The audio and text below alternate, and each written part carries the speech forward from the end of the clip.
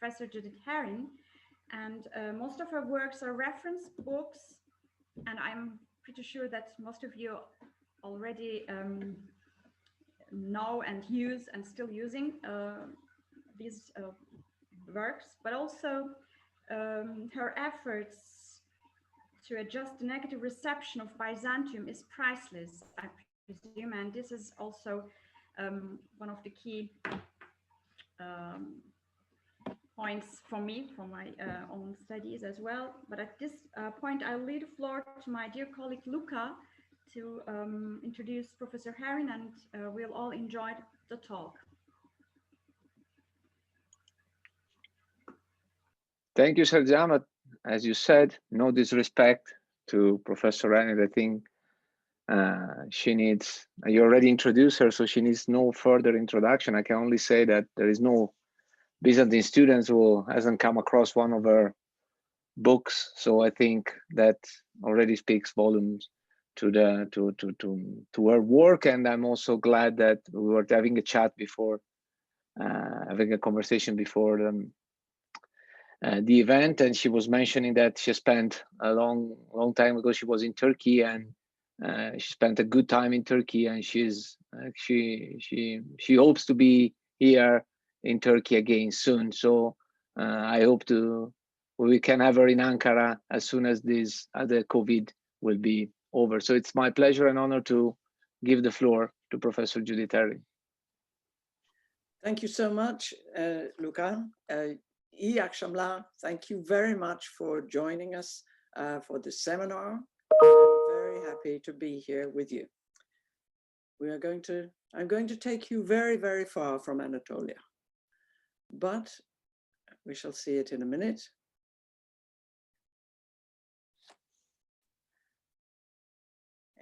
I just need to remind you about the geography. On the next slide, you see. And this is important because although Ravenna is very, very far from Constantinople and from Anatolia and from Ankara, in the time when that I'm studying, Ravenna is the main port on the eastern coast of Italy. The other one is at Ostia down in the south. But go back, please, because I need to show here the Po Valley, the valley of the river Po, which comes down from the Alps and has many, many estuaries into the Adriatic Sea. It is the access from Ravenna into central Italy in the north, and from Milan and Pavia over the Alps into northern Europe. Ravenna is very, very well connected, both by maritime connections to the East Mediterranean and by inland corrections, by riverine corrections to Europe. And one other point to make. You must remember that there was no Venice in this period. In the period between around 350, 750, Venice was it hardly existed. There were a few settlements on islands by the beginning of the 8th century, but Ravenna was the great port and the great center of maritime connections at this time. And there is a map to come, which again is really just to remind you of the situation after the reconquest of Ravenna from the Goths by General Belisarius in 540. After much effort, the Exarchate of Italy was created, governed from Constantinople, and you see here in the pale pink the area that it comprised around northern Italy, even into Croatia and the part of the Balkans, and south through the Apennines to the Duchy of Rome and the old capital of Rome, through the mountain passes where Perugia, as it is today, was an absolutely key fortress. But you can see that it's a very narrow connection between the Ravenna section and the Roman section.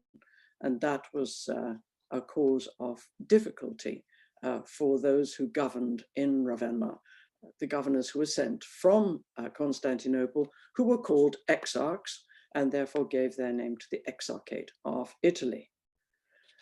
And another thing to remember about Ravenna is its setting in the lagoons. You see here lots of lagoons, but in the next slide, you also see the rivers and the fishing that went on as a result of the setting of Ravenna. It's a very marshy setting in the estuaries of the Po. Everything is watery, sometimes quite dangerous. There's a lot of fishing still today. And in the German medieval drawing, you see little people in their boats boating around. And as the sources tell us, when the people of Ravenna go hunting, they get into their boats. And then they rowed and punted through the many, many waterways to other islands where they hunted hare, birds, anything that they could eat. And of course, they fished a great deal. And here is the famous mosaic of the port at Classis, which we shall see again shortly. The city walls of Ravenna may look very, very small today, not very impressive, but they were a great deal higher in the 4th and 5th centuries. And they created quite a good defense, much security, and they kept out most of the invaders who attempted to capture Ravenna. The city was very rarely taken by storm. It was usually besieged, and as starvation set in, the inhabitants gave in. But the city walls still stand, though you are not allowed to go up onto them. And they do reveal that it was a well-defended city, and the building material is all brick, Roman brick, and the bricks are still made in Ravenna today. But the city had been noted by Emperor Claudius, and in the year AD 443, he had constructed a major entrance to the city of Ravenna, the Golden Port, the Golden Gate, and it was demolished later, but this is a drawing made by the Renaissance architect Palladio, which shows that it was a very splendid entranceway, very magnificent. And on the next slide, you see some of the carvings from these roundels. Here is the 1st century AD carving of the roundel, and here are some of the figural sculptures that were on the Golden Gate before it was demolished. So the Emperor Claudius had recognized that the city of Ravenna was a very important one, and it was perhaps most important because of the port at Classis, because at Classis there was a major harbor that could shelter 250 ships, and it was a very substantial naval base in which many people connected with the sea, not just naval skills like sailors, sailmakers, anchor makers, oarsmen, builders of ships, but also all the merchants who traded through the port of Classis. Yeah, and the next is the first monument that we shall visit inside the city of Ravenna after it has become the capital of the Roman Empire in the West. Now it was Galla Placidia's half-brother, Honorius, the Emperor Honorius, who decided to move the capital from Milan, because he'd been living in Milan and his father Theodosius I had lived in Milan. Rome had not been the center and the center of Roman imperial government, nor had the emperors lived in Rome since the late 3rd century. So through the 4th century, Milan was the major center for the West.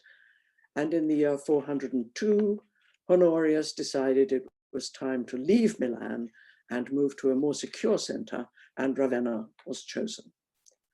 And his younger half-sister, Galla Placidia, accompanied the court as they moved.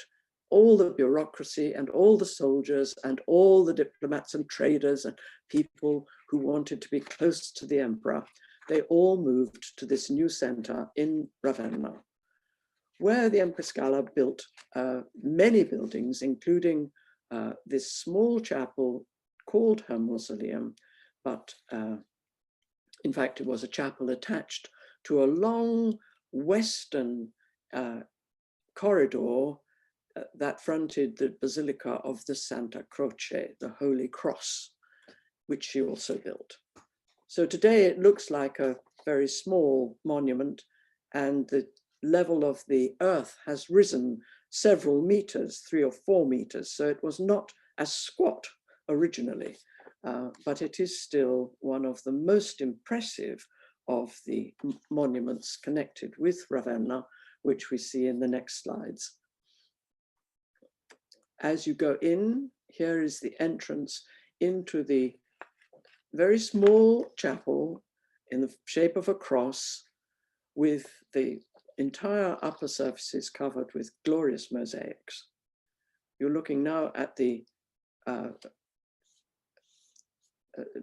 representation of a saint usually identified as St. Lawrence, because he is the figure holding the cross who approaches a gridiron. And we know from his martyrdom that Lawrence was burned on a gridiron. And above you see the gospel writers and the doves who drink at the fountain. This is an alabaster glass, an alabaster window covering given in the 19th century by the Emperor Ludwig. But the entire roof is covered with the starry sky. Do we see it? I can't remember. No, we see the interior with the Good Shepherd. Yes, part of the starry sky, and the image of the Good Shepherd over the entrance door, and this extraordinary geometric pattern which covers one of the arcades. It is the most exquisite example of early Christian mosaic work, and it was put up in the second quarter of the 5th century, between 425 and 450 AD. I'm making this little survey of the monuments just to remind you of what there is in Ravenna and why it is so interesting. But we don't need to limit our discussion to just these things, which I show you. Anything that you wish to ask. And the next slide is all that remains of another very large basilica built by the same Empress Galla. The apse, you see, the polygonal apse is the only part which survived a terrible attack by the Allied bombing machines in 1943. And the whole church was destroyed apart from these apses in the east end.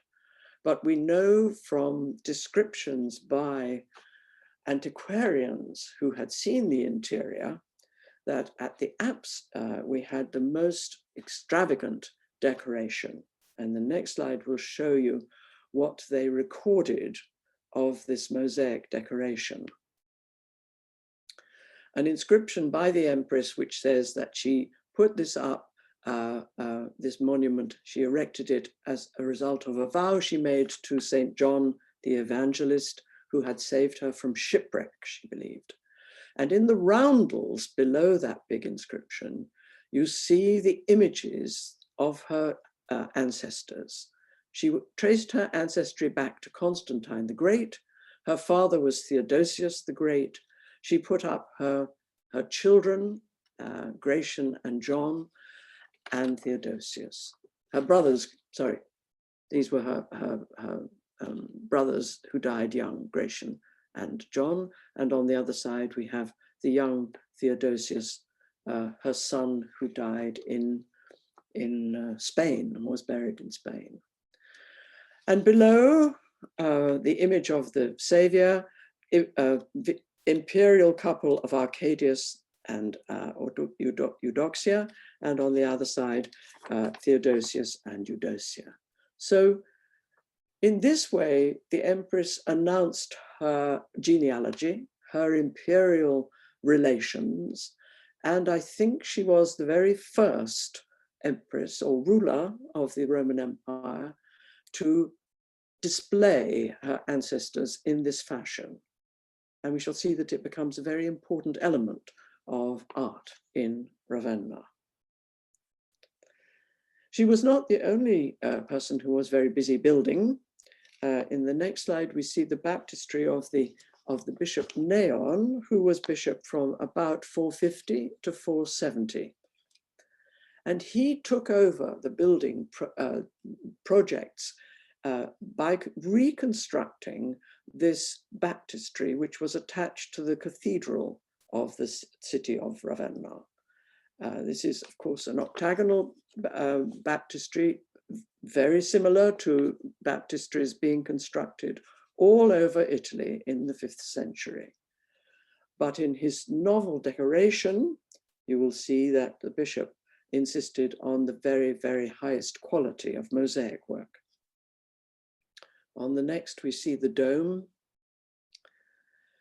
And of course, this is a baptistry, so the central medallion shows the baptistry of Christ, the baptism of Christ by John the Baptist, and around we see the apostles, and below them images of the throne, the empty throne, the Gospels displayed, beautiful decorations of Bibles, and lower down, the decoration becomes more extravagant in stucco and in carved marble and inlay.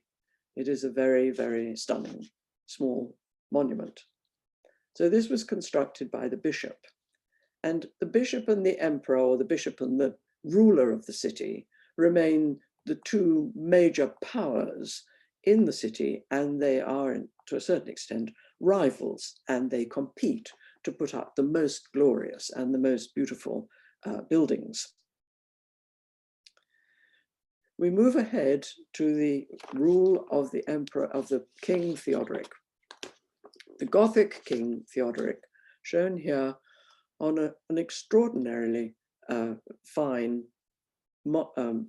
coin minted from the weight of 3 gold coins, which describes him as King Theodoric, the most pious.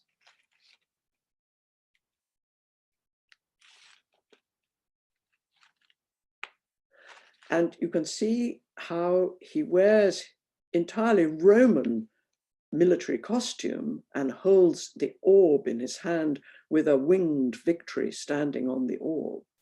But if you notice his hairstyle and his little moustache, you can see that quite clearly he is not like all Roman emperors.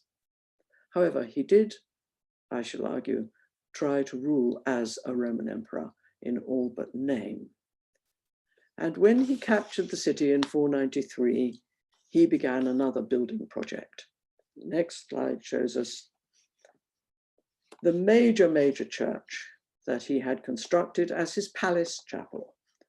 He inherited the palace of the emperors, which had become a very large monument under Honorius and Valentinian III, and still existed, obviously.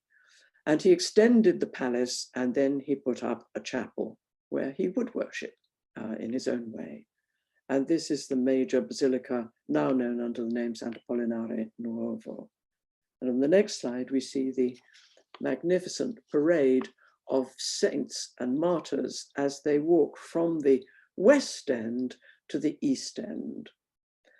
And I wanted to show the top level of the mosaics right up under the roof, where we have the early Christian gospel scenes and the scenes of the last week of the life of Christ. And below them, we have some very, very fine figures, individuals, unnamed, carrying their books or their scrolls. And then the great processions, which advance on both sides of the nave from the west end to the east end. And here is the ambo below, where the priest of the church would have preached to the congregation and addressed the king as he went to the liturgy. And in the next slide, we see that at the extreme west end, Theodoric displayed his palace. And this is the first time we have an image of a palace on the walls of a church, labeled Palatium. And I suppose that originally in this golden center, now covered by curtains, Theodoric would have displayed himself enthroned, and we suppose that on either side were courtiers addressing him and saluting him.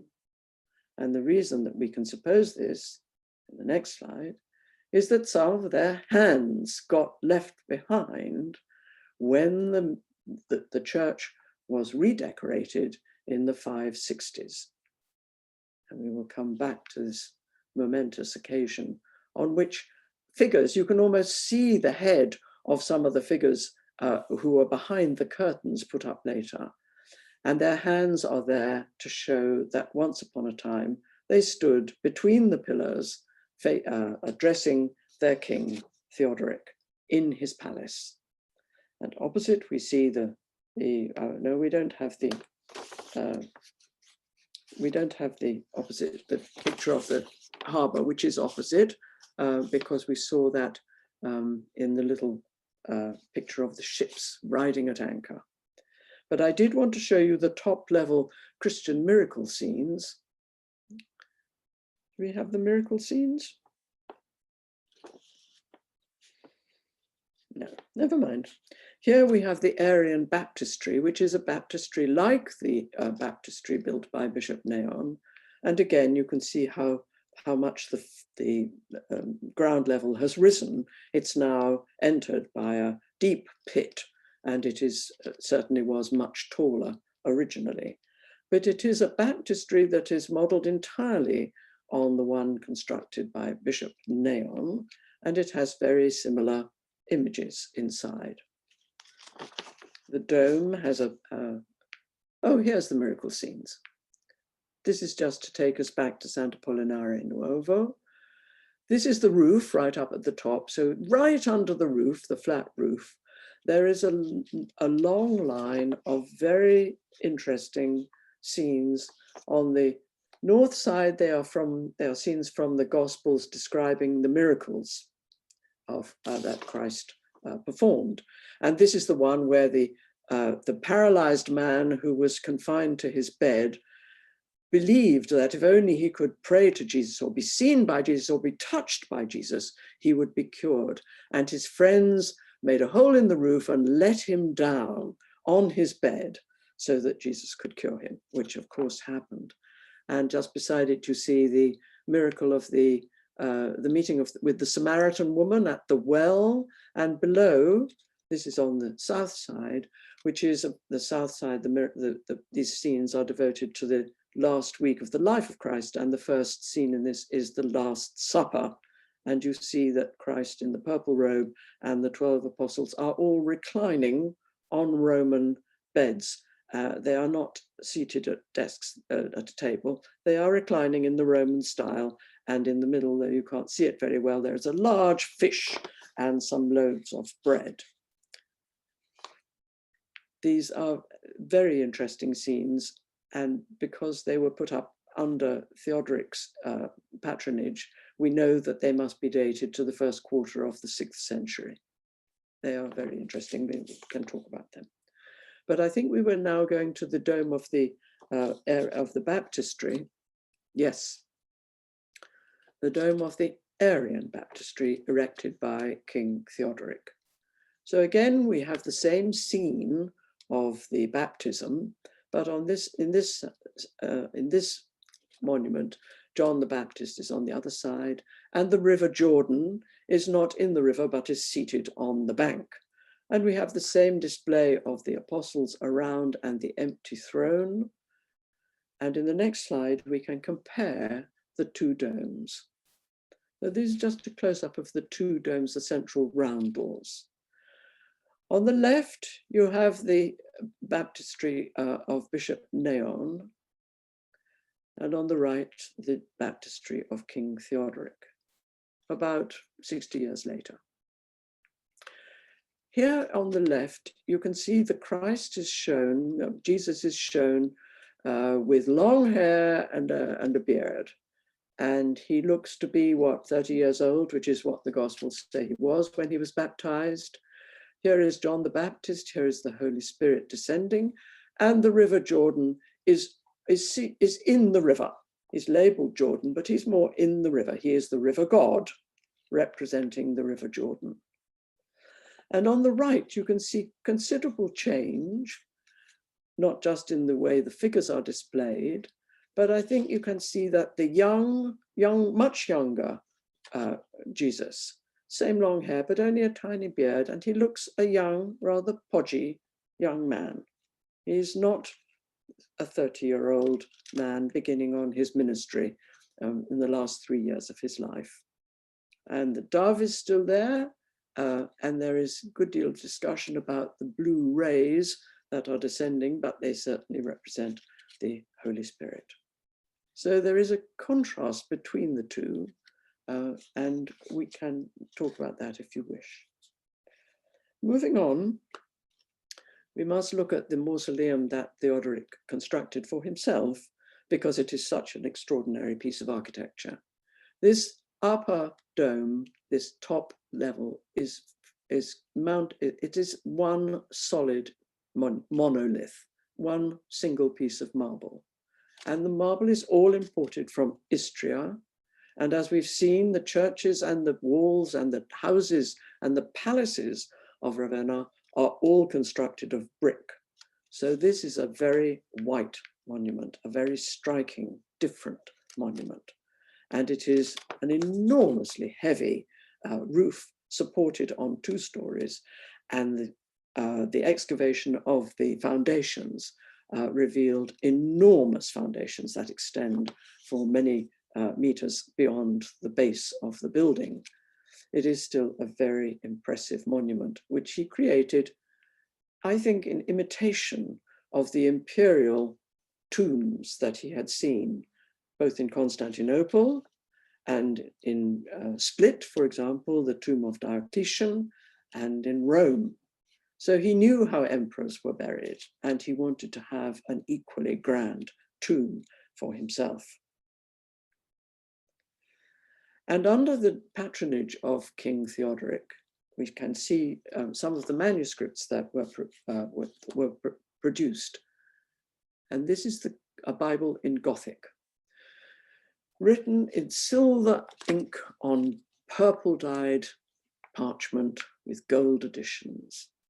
It is the translation of the Gospel into Gothic, as that was made by the Bishop Wulfila in the mid-4th century. And these very luxurious manuscripts were produced in Ravenna, and very few survived because, of course, the Goths had all embraced a style of Christian belief defined by Arius, who had been condemned as a heretic. So they are called Arian Christians and always considered not orthodox. Arianism was condemned at several major church councils. There were significant differences in the theology of the 2 groups, but the Goths and most of the other non-Roman tribes who had been converted to Christianity in the 4th and early 5th centuries adopted this type of Arian Christianity because that was the doctrine that was being imposed in Constantinople in the mid-4th century when Bishop Wulfila went there. But this is a mark of the extraordinary cultural level of the Gothic occupation of Ravenna. Moving on, we come to the most famous monument in the city of Ravenna, the octagonal church of San Vitale, dedicated to Vitalis, a local saint, a military man, who was, of course, not martyred in Ravenna, but brought to Ravenna. And the church is the most striking monument, which was begun under the Gothic rulers in the 520s by Bishop Ecclesius, whom we see in the interior. This is a general view looking to the east end with the apse. And here is the Bishop Ecclesius presenting the monument to Christ. And this is Saint Vitalis on the other side, who holds forth to receive the crown of martyrdom, and the 2 archangels flank Christ sitting on the globe. But this is Bishop Ecclesius, who died in 532. So we know that the church must have been planned and this mosaic must have been designed while the city was still ruled by the Goths, who were not Orthodox Christians, they were Arians, but they permitted the Orthodox bishops, the Catholic bishops, to continue building and to present themselves in their buildings in ways that I think are very striking. I just draw your attention to the image at the bottom left, which is the famous imperial panel, very close to the apse, to the altar table itself, which shows the Emperor Justinian with the Archbishop Maximian, and on the right opposite side, we shall see in due course the Empress Theodora.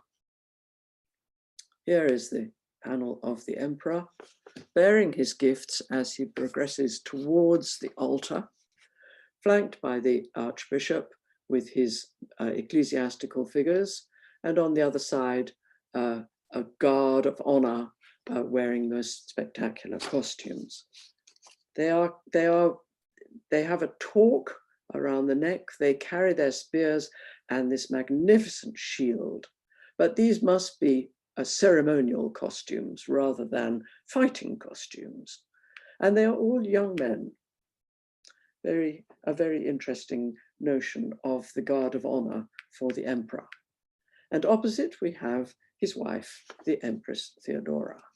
And she too has her guards. These are the ladies in waiting, dressed in the most spectacular silks of the time. She is wearing her imperial robes, her regalia, the crown, the pendants. Her purple cloak is flanked by images of the three kings who are arriving to present their gifts to the Virgin and the Christ child. And the ecclesiastical figure on the extreme left holds back a curtain as if she is going to progress through the doorway. But actually, she's probably just going to progress as far as the altar of San Vitale, where she's going to present her chalice. These two panels are the main reason why I started studying the history of the city of Ravenna, because none of the guidebooks explain why they're there. And it does seem to me to be very, very curious that the emperor and empress who never went to Ravenna, who barely left Constantinople, should have been portrayed in this particular form in the church of San Vitale, very, very close to the altar, which is of course an area that is forbidden to women. Empresses, of course, did occasionally go into the area of the altar because we know that on occasions empresses assisted emperors in the changing of the altar cloth, which is a ceremony that takes place in Hagia Sophia in Constantinople. But normally, women do not enter the apse area. So in every respect, these imperial panels are very extraordinary and require explanation.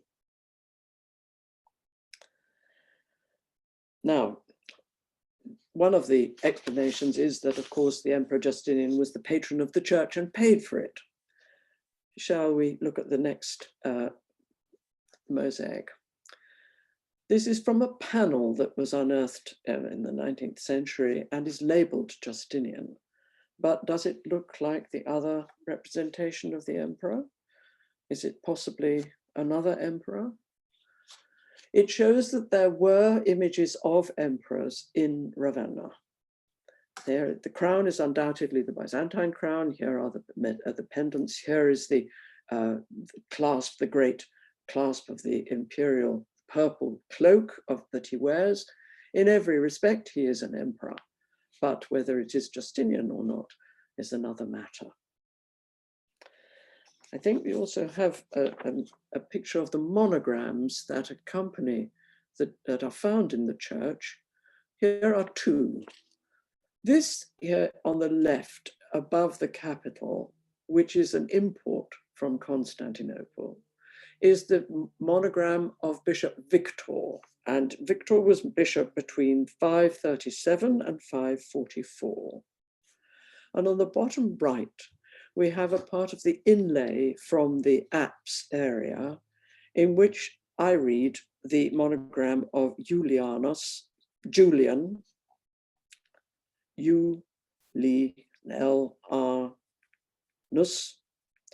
who was the Argentarius who gave a very large sum of money to Bishop Victor and his successors to build the church. We know that he was a patron, and his monogram confirms that he was included, he was acknowledged in the church itself. I think we see the apse in the next slide, which will give a sense of how this extraordinary piece of inlay is. This is the eastern end. Here is the chair of where the bishop sits. This is the synthronon on which his clergy sit as they sit in the apse if they are not actually performing the liturgy.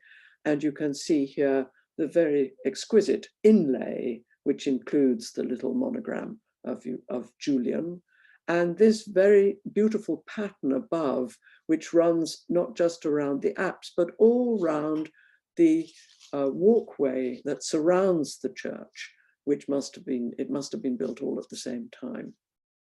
So we have a notion here of the use of marbles, the most extravagant and expensive marbles, to decorate the church of San Vitale.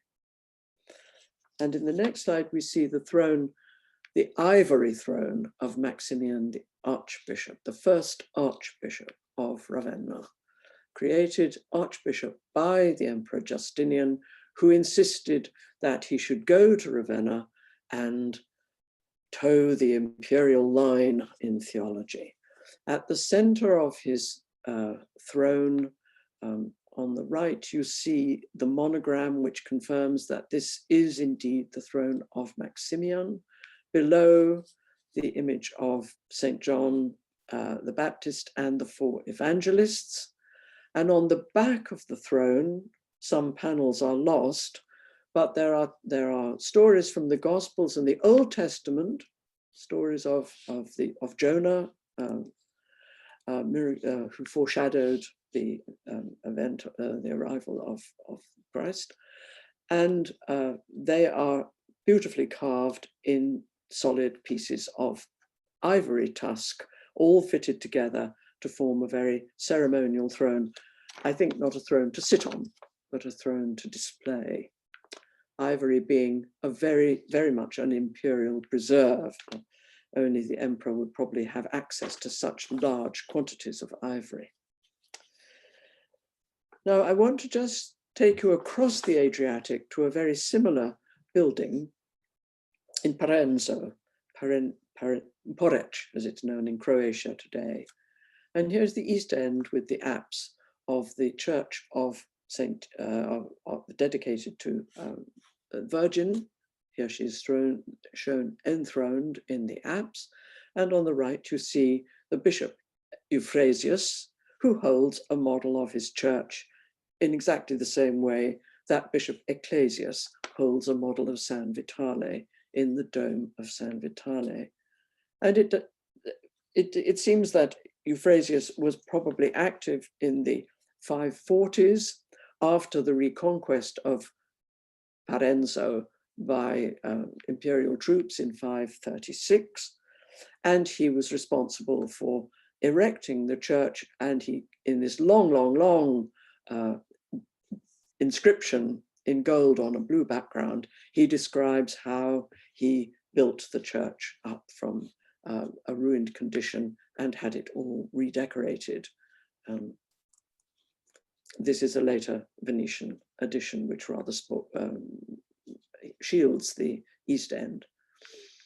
But this is certainly related, the same, we see, it's certainly related to the Ravenna mosaics. We see exactly the same patterns, for example, in these bands of decorated bands, and similar presentations and similar ways of doing mosaics.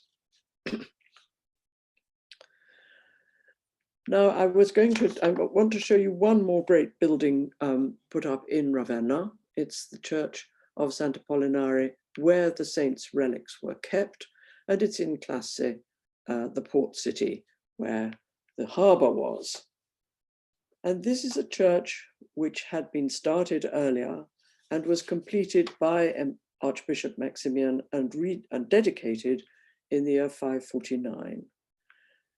This view shows us the incredibly beautiful matched columns that were all imported from the East, with their capitals also imported from Constantinople, and the very exquisite apse mosaic. We see a detail in the next slide.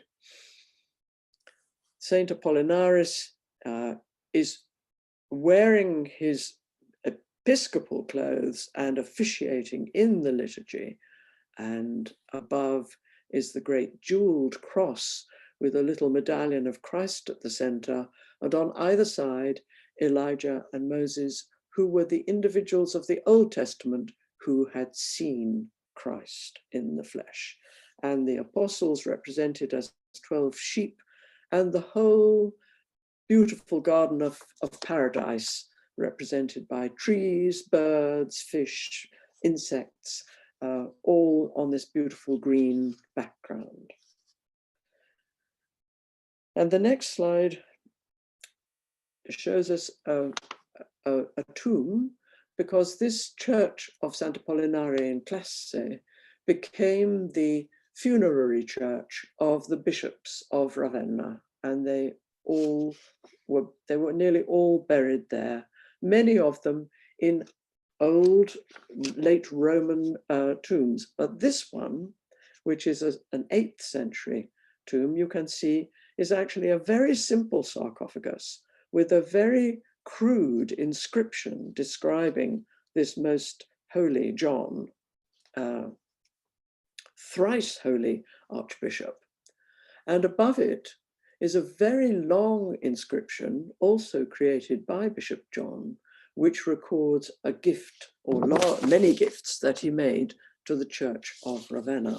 And I draw attention to it partly because the carving is very sophisticated and it's a very long and detailed description of his gifts, but it's also a reflection of the way that the Church of Ravenna became so powerful, because it controlled a great deal of land and it was very wealthy. In the next slide, we see some older tombs reused for bishops who were buried in other churches. These are in the city church of Santa Maria, and they are obviously late antique carvings of a very, very high quality, reused by later bishops. And one more slide of a 7th century exarch. He too wanted to be buried in an ancient sarcophagus, and this is the one that was chosen by his widow, Susanna. And again, we see the 3 kings arriving with their gifts to the Virgin and Christ child. And on the side, this is Daniel in the lion's den. And on the top, this is on a lid, which is not even, it's just reused. We see the inscription in Greek, which the Isaac's widow had carved to commemorate his deeds. He held office for a very long time, as you see, and he defended the areas of the West for the emperors. He was, of course, appointed by the emperors in Constantinople, Honorius, and indeed, he was of Armenian origin, she says. He was proud of his Armenian race, and yet she wished for his funerary inscription to be recorded in Greek. Much later, a Latin translation was carved on the other side. Now, one last slide of a mosaic, a very unusual mosaic, put up in the mid-7th century in Sant'Apollinare in Classis to commemorate a gift of privileges made by the Emperor Constans II and confirmed by his son Constantine IV to the Bishop of Ravenna. At the time, his name was Reparatus. This is the only 7th century mosaic that survives. There may have been others, and it's clearly modeled on the imperial panel in San Vitale that we saw earlier. And people say in a very down-putting way, oh, it's very poor quality, it's not very good, but it is very interesting. Here is the emperor, haloed, handing over the privileges to Archbishop Reparatos, across the body of Archbishop Maurus. And on either side are figures that have to be identified. Certainly we have deacons and priests with their incense burners on the right, but who are these three figures on the left? I think the main interest of this mosaic is that it is a very fine example of mosaic work with using similar patterns and decorative bands to the ones in San Vitale, and it is an adaptation with inscriptions to record a very important event for the Church of Ravenna in the 7th century. And finally, and this is the last slide, a reminder that when Charlemagne wanted to build a very, very fantastic and wonderful new church for his new capital in Aachen, he chose the model of San Vitale and built an octagonal church, which was a thing unheard of north of the Alps in the late 8th and early 9th century. So he had been to Ravenna. He made 3 visits to Ravenna. And on the second occasion, he asked the Archbishop if he could take away some marbles and columns to decorate his new capital. And this was granted, and here they are. We can't actually identify the bits that came from Ravenna, so I shouldn't say that.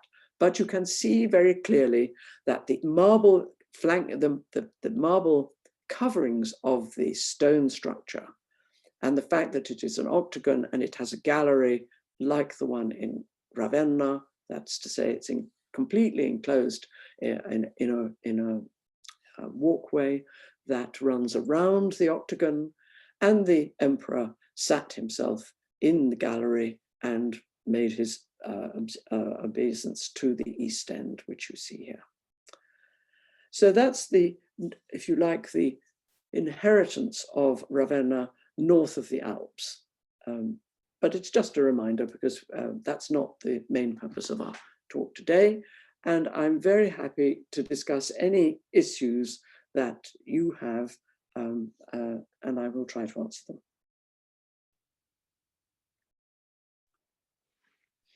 Thank you, Professor Herrin, for this wonderful virtual walk. Since we cannot walk through Ravenna, at least virtually, we were there. So I will now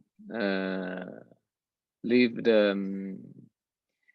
the floor for questions. We already have one, if I understood right.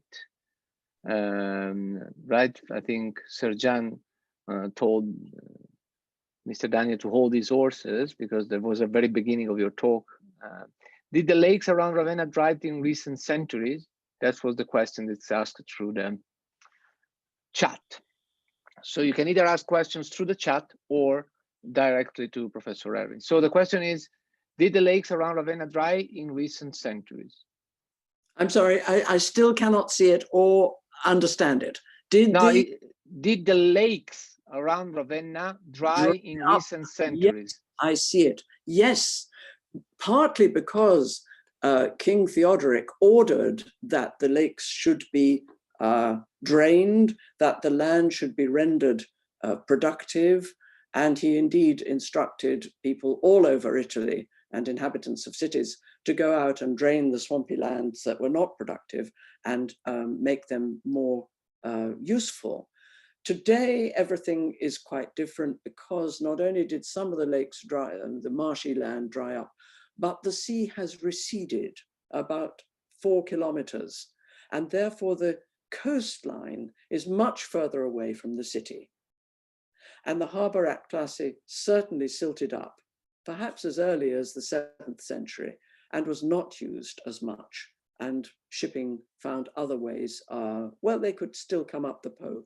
And there was a channel that led from the Adriatic to the city center. So there was always access for smaller ships. Thank you. Second question from Jemre Melis Yurdamlı. We know that Empress Theodora was an exceptional empress, being a political companion to her husband. Can it be the reason why she succeeded in being depicted as entering the Alps as no other empress succeeded? Very good. Yes, I think this is absolutely correct. She was indeed a power in the land. And General Belisarius knew that from his own experience. And therefore, he would have made it perfectly clear to the people in Ravenna when he arrived in 540, that if there was to be any commemoration of the emperor, the empress should also be depicted. So that may be a reason why she is there. But I think there is also another reason. And I think this has to do with the image of Empress Galla, which she put up in the church of San Giovanni Evangelista, and the fact that King Theodoric had himself portrayed in the church of Sant'Apollinare Nuovo. I believe that the reconquest of Ravenna by imperial troops, when the Archbishop Maximian realized that these churches of Ravenna were full of imperial portraits, he thought, we must have imperial portraits too, and we will honor our emperor and empress in this way, because otherwise people will not realize that we too have very great supporters and very important political figures behind us. And I believe that that is part of the reason why those panels are there. The room is very dark. I think you also partially answered to the next question, which was when was Ravenna recaptured by the Byzantines? So the emperor sent General Belisarius to Italy, and as you know, his success in Africa, his quick success in Africa, was not repeated. It was a very tough battle to get to the walls of Ravenna. And in 540, he prepared to lay siege to the city, and through negotiations which clearly were quite delicate and difficult, he gained access. And the Gothic king and his wife and the Gothic nobles were all taken and accompanied back to a very honorable exile in Constantinople in the year 540. But we know that it was not the end of the Goths, because they elected themselves a new king, and they under King Totila, they fought on for another 12 years, making the imperial conquest very long and hard. Thank you very much. Another quick question. Why did Venice took over Ravenna as a harbor later? I think it's why did Venice not take over? I mean, what happened to if Venice took over Ravenna as a harbor later? It took a long time. I think one of the things that we forget is that the settlements on the islands and in the lagoons of Venice were very patchy and unconnected. For many, many years, there was no centralized organization of anything that we could call a city of Venice. But the ports, which took over from Ravenna when Classis was no longer used, first at Comacchio, which is just to the north and has a very splendid port, and now a very splendid, sorry about the telephone, I think it will be answered. I think that the people from Comacchio, thanking you for mentioning that. Well, they now have this wonderful museum, a maritime museum, and they have raised their ship so that you can actually see what a ship was like, a 7th century ship. And there's a wonderful arrangement of goods that were traded through Comacchio. And the people of Venice, or the people from the settlements, for example, Torcello, we know that the exarch Isaac had an official, a military official, who was the patron he arranged the building of a church, the Church of Santa Maria on the island of Torcello. So that is an evidence that there was some settlement there that was defended by Isaac the Exarch's troops in the 7th century. But there is no reference to Venice or anything like a city until much later. So gradually, slowly, as Comacchio declined, people of Venice took over, and there is a handover also to the ports on the other side of the Adriatic, because there are places like Pula, which also had a very great interest in maritime connection up and down the Adriatic. And there was a lot of shipping from port to port. Certainly very important connections were made from the north of the Adriatic, down the Adriatic Sea, over to Constantinople and to Alexandria and the ports of the Eastern Mediterranean. Thank you. Next question, was the baptistry of neon still in use during the Gothic rule? Yes, and this is a very important issue because it's quite clear that the Goths, being a minority and being condemned by the Orthodox as heretics, they realized that they could not drive out all the Catholics because the great majority of the population had been raised in a slightly different definition of the faith. And therefore there was a much greater tolerance built into the system of government which the Goths imposed. The baptistry of neon continued in use. Other churches were built under the Goths, and the Catholic population and the Catholic bishops of Ravenna succeeded with apparently no problem. We know that Theodoric built a very magnificent palace church, but he also built a cathedral for the city where all the Arian believers could worship. After all, the palace church was primarily for him and people he invited, or his courtiers or whatever. But the cathedral of the city, which is now the Church of Santo Spirito, was built for the Arians, and it was where their priests officiated, and they observed their cult, and they celebrated their feasts, and the Catholics did the same. And there is very little indication that there was a rivalry comparable, for example, to the terrible street fights that occurred both in Milan under St. Ambrose or in Constantinople when the emperors tried to shut down the Arian churches. So there was a much greater degree of tolerance and acceptance of difference, which meant that two ecclesiastical systems operated jointly. And in addition, the Jews were tolerated, so that there were synagogues.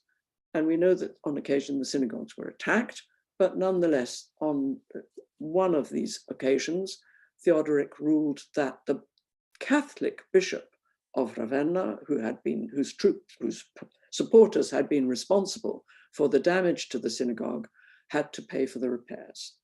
So there was also a notion of fairness about the variety of religious beliefs that were accepted. Thank you. Next one from Hussein Salikolu. Is there any link between San Sergius and Bacchus in Constantinople and San Vitale in Ravenna?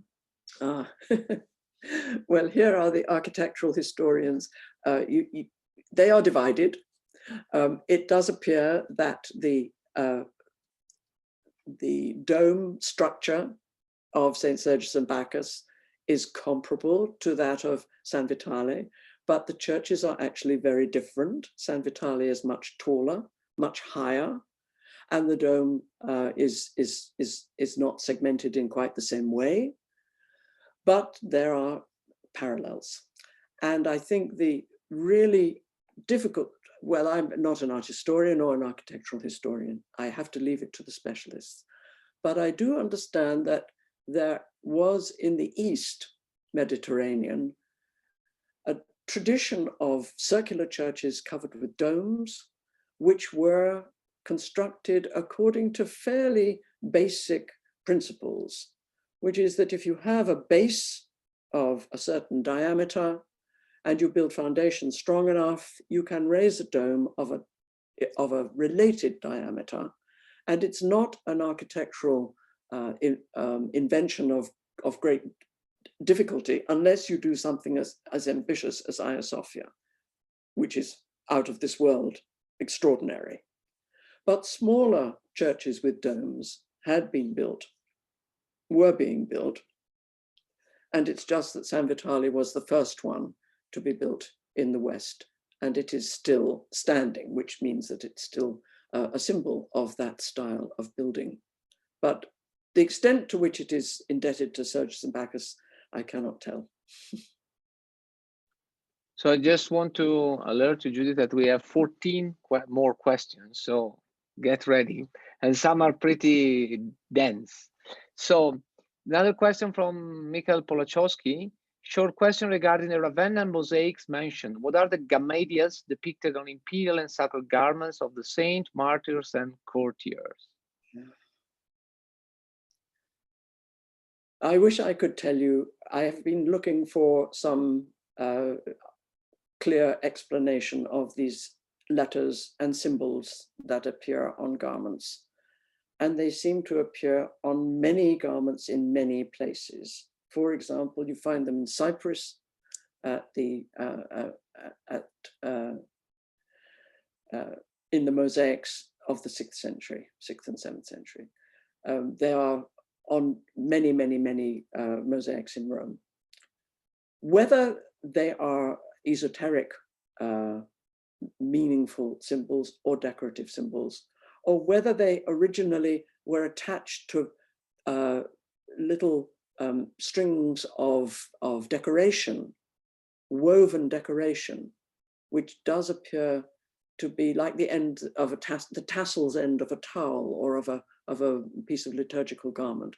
It's very unclear. I wish I could tell you, and if anybody finds out more about it, please will they tell me. Next one from Lyubomir Malinov. A question on the ports of Ravenna. We know that Classis is important and functions in late antiquity, but what do we know about the other antique harbor east of the city in the sector of nowadays Rocca Brancaleone? Is it still operating in the 5th and 6th centuries? I understand that the channel that linked the Adriatic to the center of the city and past the Brancaleone was still operating because there seemed to be evidence of people going to Ravenna and being able to get to the port by sea, by ship. And I suppose that this was dredged and kept active because it gave immediate access to the port area. And when the port was no longer in use, because it was too large to dredge or too much silted up, that channel may have remained, I think it remained open. But it doesn't appear to have been a channel that could accommodate large numbers of ships or very large quantities of things arriving. So whether it was more used for travelers, merchants, diplomats, for example, who needed to go quickly from A to B, if they could take the ship in Ravenna, go down the channel and out into the Adriatic, that was another saving of time. But I'm afraid I think the archaeologists will tell us eventually. The archaeology of the harbor of Classis, of course, has been quite extraordinary. There has been a great deal of important work, and the discovery of the warehouses, which used to front onto the landing stages, where there are examples of glass blowing, not ivory carving, but carving, and the production, of course, of storerooms and storerooms of goods that are either coming or going. There has been a tremendous amount of archaeology, which is very revealing of the activity of the port. Next question, Nilanam Sheki, I hope I pronounce it correctly, the surname. Is there a particular reason that Christ was depicted as a young person in the Arian baptistry? Yes, I believe there is. And although it's been much disputed, I think that comparison of the two baptistry roofs reminds us that the Arians felt quite strongly that the notion of one God, their belief in the one, that there was only one God, did not really admit of an equality between the God the Father, God the Son, and God the Holy Spirit. And they therefore demoted Christ from equal status with God the Father. They said it's natural that the Father creates the child, and God has created his Son, Christ, and sent him to earth for our salvation. And we believe in this, but we do not believe that he shares in the same nature, the same essence, the same existence from before creation. He is dependent on the Father. And in that respect, I think we can see that the representation of Christ is as a young man, not as a godly figure. And his positive youth and the way he is presented suggests that he is not sharing in the essential divine essence of the Godhead. The Arians had a problem with the Trinity, and lots of other people did too, because three gods in one it's a difficult theology. And of course, where the Holy Spirit comes from and so on. Lots of problems there. But I think what the Arians clung to was their notion that there was only one God, and this God was the creator of the world. And he then created his Son, and he created the Holy Spirit, and they share in his divinity, but not with the same, in the same nature and essence. And they had to be generated, they weren't from all time. Does that help? I think so. Was the Basilica of St. Apollinare in Classis also designed during the Gothic rule, or is strictly Byzantine?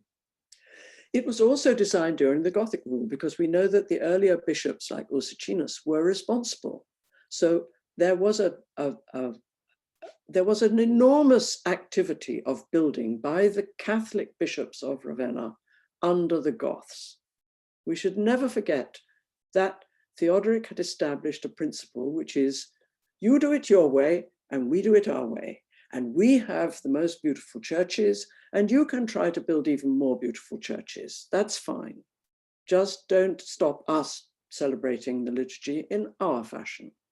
And therefore, there doesn't appear to have been a curb on the building of churches by Catholic bishops.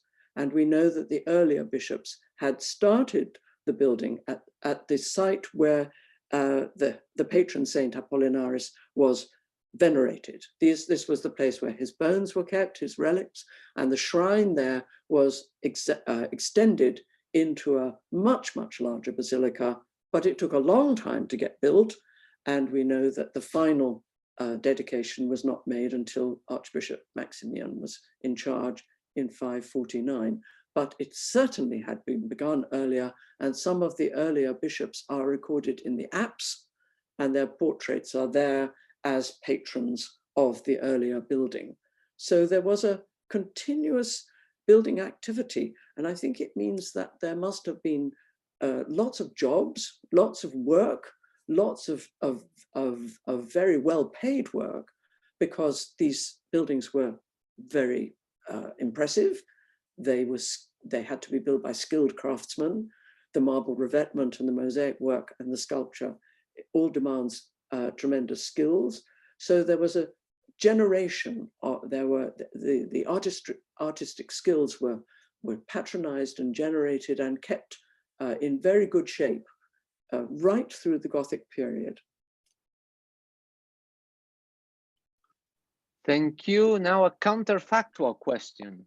What difference would it have made to history of Europe had Ravenna not existed or been destroyed?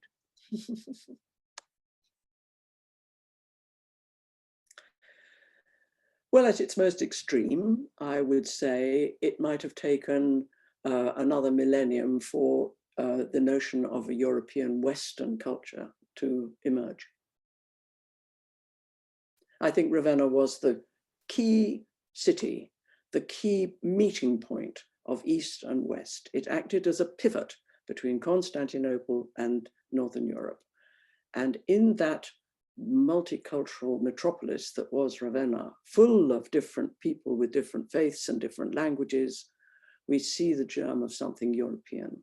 And that's what Charlemagne spotted when he wanted to take the grandeur of Ravenna without the papal restrictions of Rome, because he had very mixed relations with the popes. And although he was crowned emperor on the Christmas Day of 800, as everybody knows, Charlemagne may have been more inspired by the images that he saw in Ravenna. After all, he removed not just marbles and revetments, but the great mounted statue, which Theodoric had put up in front of his palace, which he said was Theodoric. It represented Theodoric. It was a monumental equestrian statue, probably a bronze, late Roman bronze. But he took it, Charlemagne took it to Aachen and put it up in front of his palace in exactly the same position. And he was inheriting that notion of a Germanic ruler who can take over all the inheritance of Rome and make a new empire north of the Alps. And in that way, I think Ravenna was really critical. And if it hadn't existed, Charlemagne wouldn't have had that inspiration. Are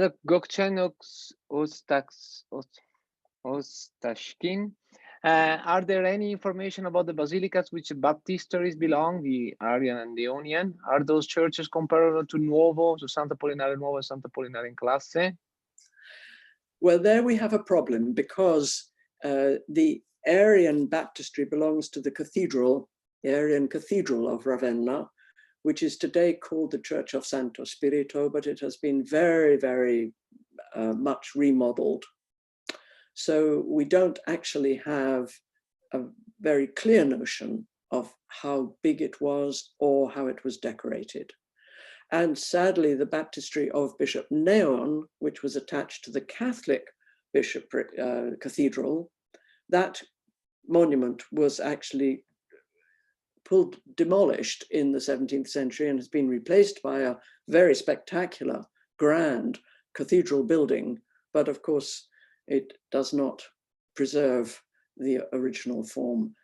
It must have been a basilica, the Cathedral of Bishop Neon, and we do have a very detailed description of it in the Book of the Pontiffs written by Agnellus, who is the greatest antiquarian of Ravenna, who went around looking at monuments, recording what he could see, copying inscriptions, describing the scenes that were represented, icons, carvings, many, many details. We would be very impoverished if we didn't have Agnellus, and he does describe the original cathedral and its decoration. So we know, we can imagine it, but we don't actually have the building. Next question, Berkouz. In addition to the question, what is the meaning of different depictions of the personification of Jordan River, as in Neon's and Arian examples? Is it just a stylistic difference? I wish I knew. I suppose the interesting thing is that even in the early 6th century, it was felt necessary to represent the River Jordan as a person, as an individual, an old man with the water gushing out of a shell beside him. But in the earlier baptistry of Bishop Neon, he is more like a river god living in the river, representing the river. I suppose there is a different understanding of the notion of river and a different way of making a symbol of a river, of the river, the baptismal river, the holy water. But I don't know whether there is a deeper significance. Again, you have to ask these art historians who know about every single representation of the River Jordan and can give a more informed answer. Next question, Selim Sazak. It's a long one. So, given Ravenna's prominence in the history of early Christianity and the political implication of its Byzantine heritage, especially in the aftermath of the schism, it seems plausible that Rome could have viewed Ravenna as a potential competitor to its authority. Has Rome made a concerted effort to diminish Ravenna's significance, or is it simply an outcome of circumstances like the silting of the port and the transformations that ensued with the Byzantine collapse? This is a very interesting point. Thank you for that question, because I do see that Ravenna was indeed a competitor with Rome, and that the bishops of Ravenna always rankled with the notion that they were officially subordinated to the Bishop of Rome. They were required to go to Rome to be inaugurated, to be consecrated as bishops, and then they returned to the city of Ravenna, where they had resources to build great churches. They had a lot of wealth. They had a lot of connections with other churches. They were in charge of large estates from which they drew funds and very great devotion and support. Many of the documents from Ravenna, the papyri, record gifts to the Church of Ravenna, to make it quite clear that individuals, some quite young, poor, not young, poor, not rich people, I mean, were giving their land, their houses, their property to the Church of Ravenna. In that way, it had become very rich and very powerful. And so the bishops of Rome, who also accumulated similar territory, were nonetheless challenged by this upstart bishop from Ravenna. And there were lots of periods of bad feelings and schisms and excommunications and periods of extreme anger. But eventually, because Ravenna declined and became less of an important political center, Rome was able to claw back its prestige through the papacy.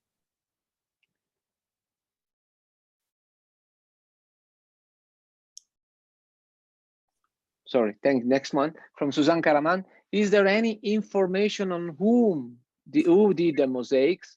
And what can we say if we compare them with Constantinopolitan mosaics? Is there a Ravenna technique? And what is the Ravenna technique of mosaics, if any? I refer you to the mosaic specialists, because this is a question beyond my competence. I have looked and looked and looked for the names of mosaicists, for the notion of individual craftsmen skilled in doing the work. I believe there must have been families involved that perhaps trained children to become master craftsmen, that there were connections with other mosaicists, that there were traveling groups of mosaicists who went, for example, from Ravenna to Parenzo, or perhaps who came from Parenzo to Ravenna. And then when the bishops of Ravenna sent to Constantinople and they said, we would like to order a complete outfit for our new church. We'll have 24 columns and 24 capitals and 66 blocks of marble, all from the islands of the Marmara, and we want it to be as white as possible, and so on and so on. Did they also say, and do you have any mosaicists or any nice new fragments of mosaic that we can buy at the same time? I imagine there must have been a good deal of interest in what was being put up in Constantinople. After all, we know that the bishops of Ravenna went to Constantinople. Indeed, sometimes even ordinary abbots would go to Constantinople, and they would look at the Hagia Sophia, and they would think about their domes, and they would look at that huge dome, and they would think about the skills involved in building it, and they would look at what churches were being built and decorated at the time. And I'm sure they were interested in exchange of information and techniques. But I think this new large book by Liz James of mosaics, medieval mosaics, has a good deal of interesting information about groups of mosaicists, possibly guilds that may have moved from place to place as independent artists who could offer to do a mosaic here or lay a mosaic floor there. But it's still a mystery who actually put up the mosaics in Ravenna. Now a question about urban images. Why the city of Ravenna doesn't have literally traces of its urban images like Constantinople, even if it has been a capital of the Byzantines? Are there any literary products of the beauty of city and monuments?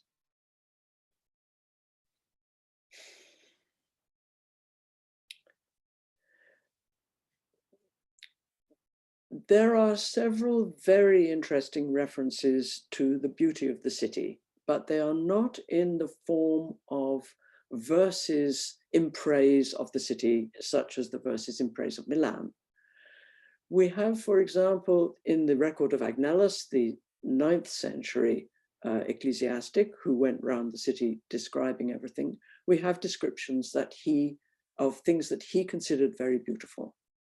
We also have a very interesting text by an anonymous writer, it's known as the Cosmographer, who wrote a history of the world and the place of Ravenna in it. And he puts Ravenna at the center of the Mediterranean, and he calls it Nobilissima. So he has a sense of the importance of his city, and he thinks it was very beautiful, but he doesn't give us a description of either the walls or the buildings in it. So there are these references which indicate that people knew that their city was beautiful and they loved it and they appreciated it.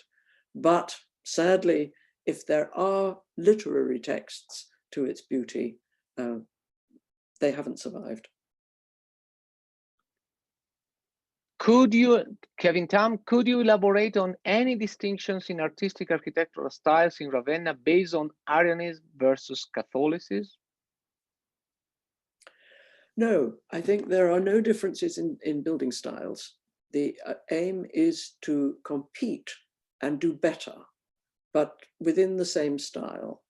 I don't think there is an Arian architecture, but I do believe that the decoration of the baptistry of the Arians reveals some notion of theological differences, which we can see in the dome. That said, the portrayal of the apostles around the central dome is very striking. They are very impressive, but they are very like the other apostles in the Orthodox baptistry of Neon. So I'm not sure that there is actually an artistic tradition that we can identify with Arianism. Thank you. From Anne Geller. When the archbishops of Ravenna decided to get buried in San Vitale, what influence did Constantinople have on this decision? Or was it a decision merely made in the context of Ravenna's attempt to get autocephaly from Rome?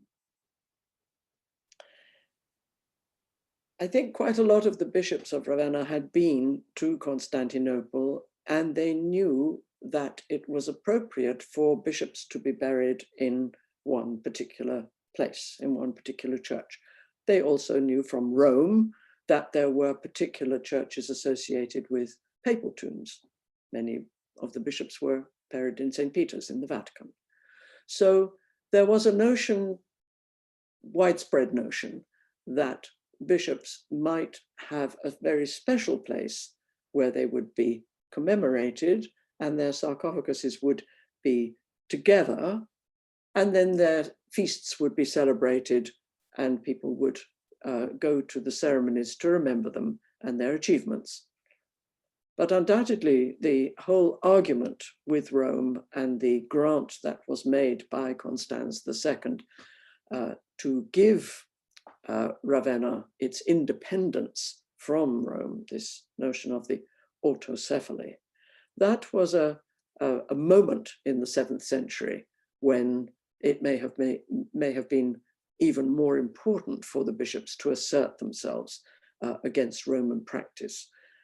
But for his efforts, Archbishop Maurus was excommunicated by the Pope, and the schism that resulted meant that his memory was not preserved in Ravenna, while the city claimed, the bishops claimed to be independent. It was only after the ending of this independence when Ravenna went back under the control of Rome, not the control, but that it was created, its subordination to the Bishop of Rome was reasserted, and the bishops of Ravenna had to go to Rome to be consecrated. After that moment, they remembered Archbishop Maurus, and in the interval period, we read in Agnellus that the priests used to go on the day of his death, they used to go behind the altar, and they used to have a very short service of a feast to remember him, although this was illegal. Thank you, Sergiano Già. With your permission, since it looks to me that your question is perfect as the last question to be asked to Professor Herrin, I'll leave your question for last, Sergiano. So we'll move to Alio Doruk Karaman. A very direct question. Are there any studies which specify whether there was any Roman naval cement used in the harbor of Classis? I have no idea. But I'm sure the archaeologists will be able to tell. The work that's being done is discovering new things all the time. Check out Enrico Cirelli. He is very, very active. Agreed. What is your opinion on the dating of the mosaics of Justinian and Theodoric in San Vitale? Could the dedication of their portraits be significantly later, for example, during Charlemagne's rule, and for completely different reasons, such as the continuation of the Roman tradition?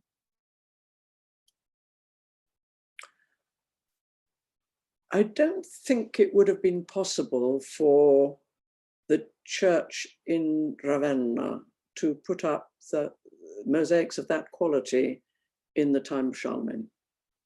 I think they must date to the heyday of mosaicists working in Ravenna in traditions which had been developed through the 5th century and had come to a high point, and which decline quite notably thereafter.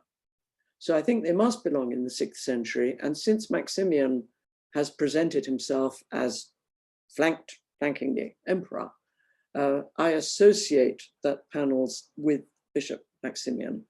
But I do accept that it's very, very unlikely that Bishop Victor, who we've seen as a patron of the church because his monogram is on all the capitals, on one level of the ambulatory. I think that he may have been portrayed there originally.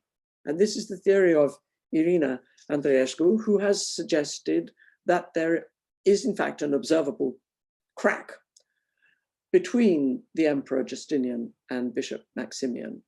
And she sees that as a possible link to an earlier representation of Bishop Victor that was taken down because Maximian wished to put up his own image.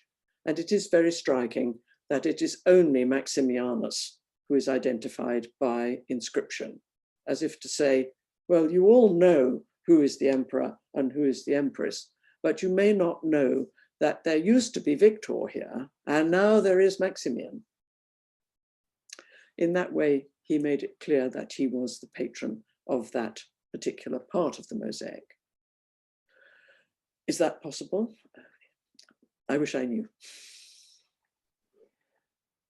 Was the trade potential of Ravenna enough to justify defending it, or was dignity a factor in defending it, Jose Daniel? Dignity? Well, I guess if it had been an imperial capital and it was, it had resisted siege, and it was a very important port and very important for connections through the Mediterranean, it was certainly worth defending. Whether it really had a very high status, well, the people who lived there thought so. not just nobilissima, but also very, very significant in the world of the Mediterranean. And it was the port through which many, many Eastern imports arrived in Europe. The papyrus on which the documents are written, the linen that's described, there is a trouser maker who makes linen trousers. There are silks, silk shirts for men that are described in red and green, bright colors. And then the silks that the empresses, ladies in waiting wear, have been found, fragments of exactly those same patterns have been found and are in the museum, the National Museum in Ravenna. So very, very significant Eastern products arrived in the West through Ravenna. And you must remember that there was no silk production in the West. The secret of the silkworm had not been discovered. And therefore, silk imported from the East, whether from Persia or even further east from China, was still an extraordinary rarity. And to have it in such quantities and in descriptions of clothes that were worn by fairly ordinary people suggests that Ravenna was a leading center for the import of these luxury goods.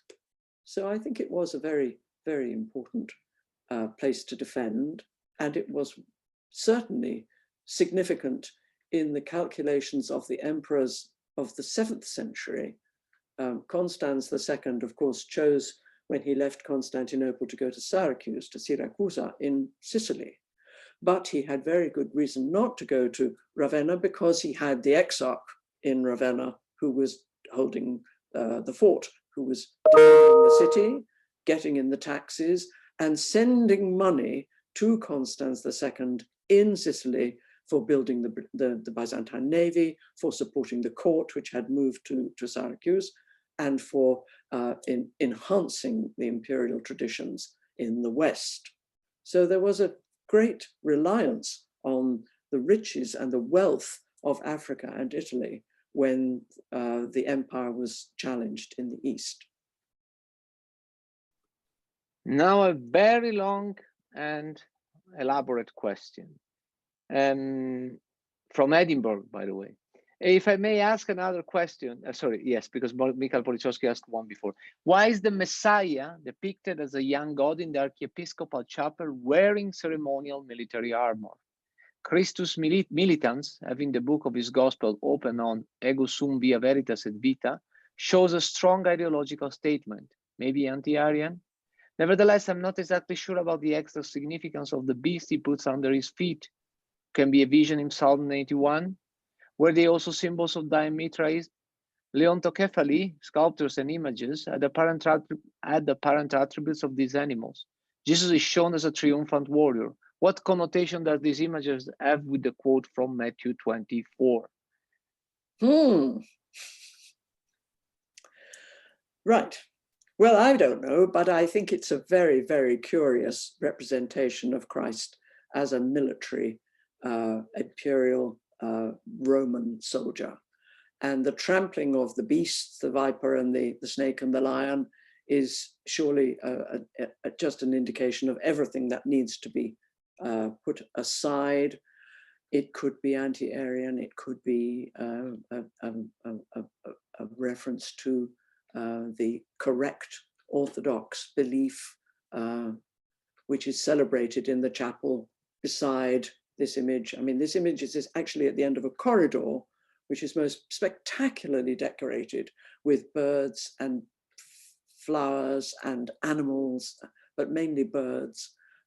Very, very beautiful. And then that is like the narthex of the church, which is a small chapel in the episcopal palace with very elegant and beautiful mosaic decoration. I suppose everything connected with the episcopal palace is obviously Catholic, but I don't know to what extent it is anti-Arian. I'm afraid I'm not sufficiently well-versed in the motivation for such a an artistic representation. It is curious though, and very fine. Second to last question from Fermuden, whom you know already. As far as I understand, Galla Placidia made her ancestors visible for the spectators by adding them in San Giovanni Evangelista Church. If I correctly understand, I would like to ask, as a woman who was dealing with the different characters and power plays, did she try to overcome the patriarchal tension by showing her noble blood and its power both in ancestors and descendants? Absolutely, I agree entirely. I think she is making a very firm statement about her own position. She's the daughter of the Emperor Theodosius I. She is, by the time, by 425, when she is living in Ravenna, she is the mother of the Emperor designate Valentinian III, who is a young boy, and she is asserting her right to rule in his name and to take over a governing position in Ravenna. And the church, with its interior decoration, merely describes her claims of imperial blood going back through many generations, and her determination to support her son until he becomes emperor, and to make sure that she is understood to be the person in charge until that happens. I think that's exactly the correct reading of her demonstration of imperial heritage. And before moving to the last question, which is Sergiano Gia's one, in tune with a perfect, I mean, I think it's in tune with a very, very good conclusion to this talk. I would like to thank you again, Professor Herrin. Thank you very much. And it was wonderful talk, and I'm sure we will all be happy to read more about Ravenna in your book. Looking forward to your next one, which we hope you're going to present in person in Ankara. Consider yourself invited for the next one, whatever topic is going to be. Hope to see you in person soon. And upon also thanking the crew of Byzantium and Ankara, Fermodegul Sevinci, Ashimullah Yunus Doğan, who are helping us setting up the YouTube channel on which you're going to find a recorded version of this lecture. I will now give the floor to Sergiano Gia for the last question, which, I mean, bring us back to the book as a nice conclusive remark. Thank you very much, Professor Herrin. Sergiano Gia.